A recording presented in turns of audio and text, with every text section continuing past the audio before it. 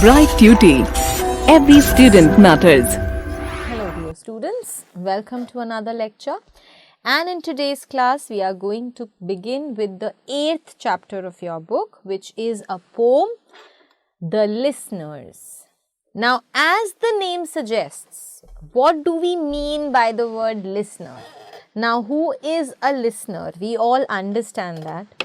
Here, for example, I am the speaker since I am speaking, and since you people are listening to me, so you are my listeners, right? Now, this poem, as you can see in this picture also, which is shown to you on the first page, gives you a very scary, a very eerie kind of a feeling, as if it is something related to monsters and the supernatural and something like that. So indeed, that is the theme of this poem.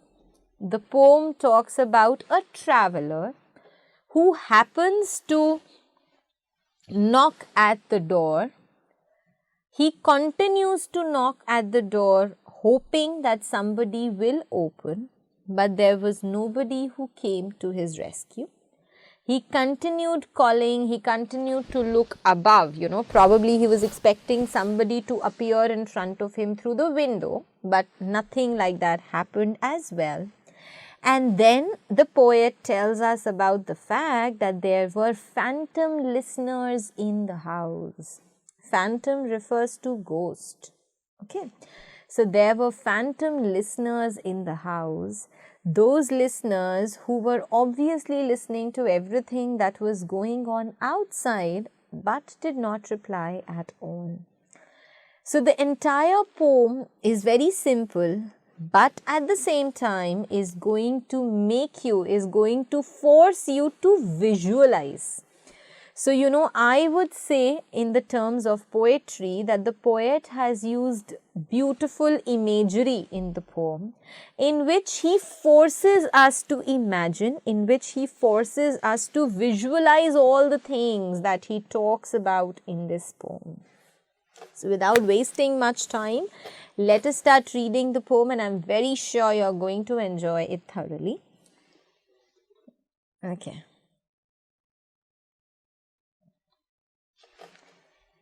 "Is there anybody there?" said the traveller, knocking on the moonlit door, and his horse in the silence champed the grasses of the forest's ferny floor, and a bird flew up out of the turret above the traveller's head, and he smote upon the door again a second time. "Is there anybody there?" he said. So, the poet begins with the dialogue of the traveller, wherein the traveller asks a question, "Is there anybody there?" knocking on the moonlit door. Moonlit? What do we mean by moonlit? Moonlit means that obviously imagine now, as I told you that this poem is going to force you to visualize.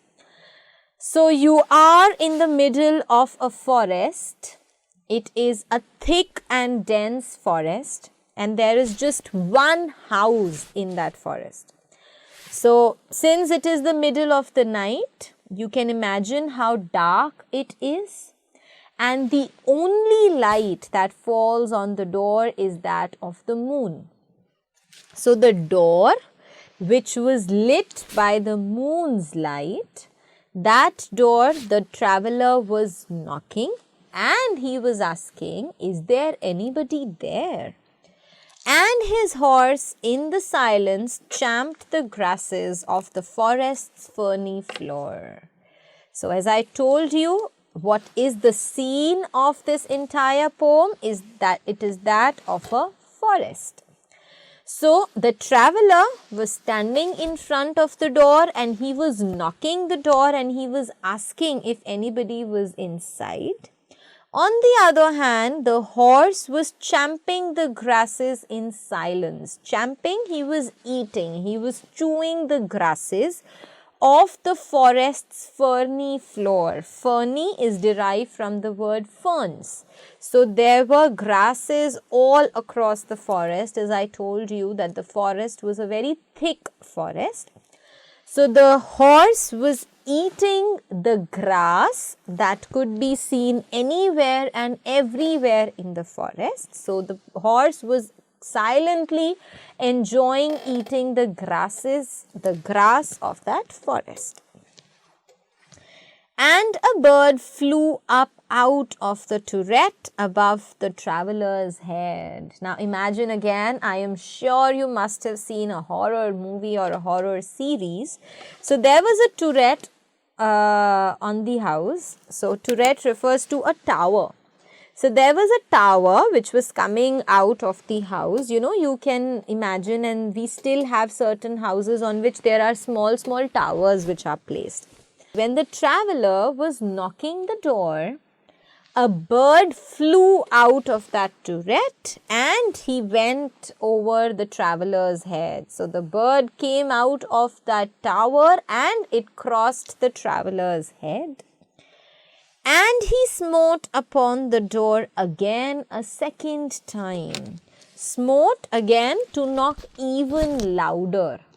So he started beating, he started knocking the door even louder now, and he asked for the second time, "Is there anybody there?" he said. So what did we read in the first stanza? We read that the poem began with a question of the traveller asking if there was anyone inside the house.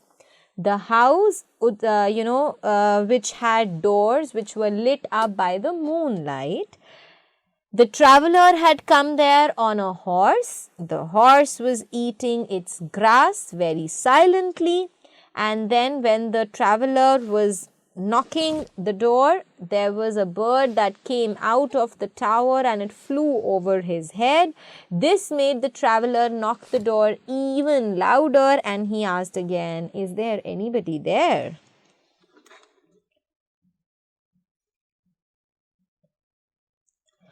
But no one descended to the traveller. No head from the leaf-fringed sill leaned over and looked into his grey eyes, where he stood perplexed and still. But only a host of phantom listeners that dwelt in the lone house then stood listening in the quiet of the moonlight to that voice from the world of men. So, no one descended to the traveller. Descended is to come down to someone. So, ascending and descending, we all know. So, descending, there was nobody in the house who came down and who opened the door and answered the traveller. No head from the leaf-fringed sill. Sill refers to the window. Leaf-fringed means a window that was entirely covered with leaves. So, this also indicates to us how dense the forest was. So, there was nobody in the house who answered the traveller. There was no head. No head refers to there was no, there was nobody in the house. There was no person in the house who looked at the traveller from that window over his head. That window, which was covered by the leaves, leaned over and looked into his grey eyes. So, there was not even a single man in the house who leaned over, who came over the window and who looked at the grey eyes of the traveller. Where he looked stood perplexed and still. Perplexed, confused. So, the door to which this traveller was standing, he was confused, he was still, he did not know why nobody was answering the call, why nobody was answering the doorbell, why nobody was answering his knocks, and why nobody was coming to help him. But only a host of phantom listeners that dwelt in the lone house then. So, who dwelt? Dwelt refers to lived. So who lived in that lonely house of the forest? There were a host of phantom listeners, phantom ghosts. So there were only a group of ghosts who lived in that house, and they were the only ones who were listening to the traveler. Now the word listeners has been used here because that is ultimately the title of our poem. So as the name of the poem suggests, the word listeners has been used for those ghosts who lived inside the house, who were very quietly, very silently listening to everything but not answering it all. Then stood listening in the quiet of the moonlight to that voice from the world of men. So they were very quietly standing inside the house and were listening to whatever the traveler was saying. Whose voice? To the voice from the world of men. Now here again, this is the second indication that there were ghosts inside the house, because according to the listeners, they were listening to the world of men. World of men refers to the world which is owned by human beings. So, the listeners did not react. They were completely silent, they were quiet, and they did not react to the sound, to the cry, to the request of the traveler who was knocking the door continuously and was asking if there was anybody inside the house. Stood thronging the faint moonbeams on the dark stair that goes down to the empty hall, hearkening in an air stirred and shaken by the lonely travel's call. And he felt in his heart their strangeness, their stillness answering his cry. So now in these 3 lines, the poet describes to us the inside of the house. Okay. So he says that the traveler stood thronging the faint moonbeams on the dark stairs. So thronging means, now here, thronging means crowding. Okay, being in a crowd, being in a group. So the moonbeams refers to the ray of moon that enters the house through certain holes. Okay, if there are some holes, there are some small gaps in the roof, and because of those gaps, the moonlight entered the house and they thronged the staircase. So they were crowding the staircase. So all the moonbeams were falling on the staircase that goes the empty hall. So those staircases which were found in that empty hall, hearkening in an air stirred and shaken by the lonely travel's call. Hearkening means to listen to something attentively. So everything in the house was shaken, was moved by the call of that lonely traveler. So everything inside the house, everyone inside the house was aware of the fact that there was a lonely traveler who was standing outside the house and was knocking and was waiting for a reply. And he felt in his heart that strangeness, their stillness answering his cry. So he felt in his heart their strangeness. So that traveler could actually feel something strange inside the house. He was aware that there were phantoms in the house, that there were spirits, there were ghosts in the house. Their stillness was answering his cry. And he also knew that although they were not speaking anything, but the traveler could actually understand that by being still, by being quiet also, these ghosts were answering to him. While his horse moved, cropping the dark turf, neath the starred and leafy sky, for he suddenly smote on the door even louder and lifted his head.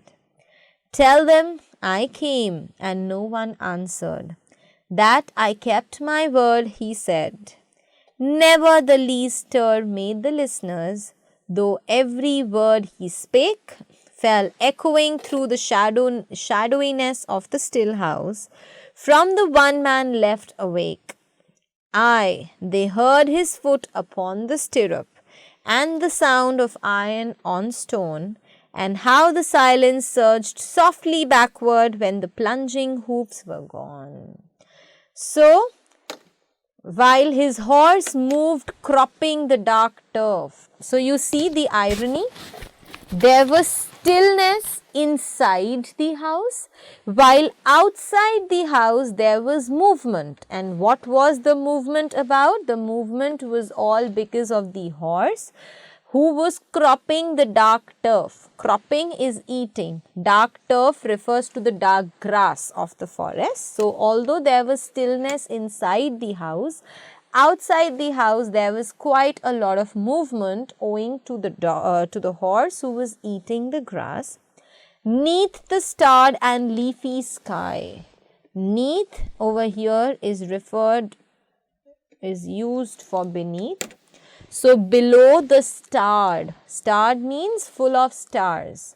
So, below the stars and leafy sky.